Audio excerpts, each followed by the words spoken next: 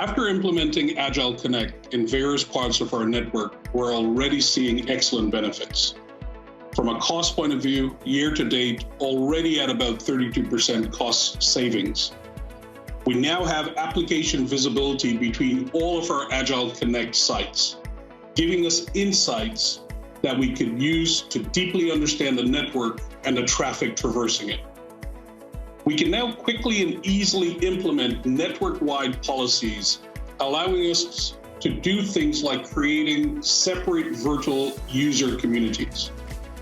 And last but not least, our agility has increased. For example, we can now set up new sites in a matter of days rather than weeks that it took us before.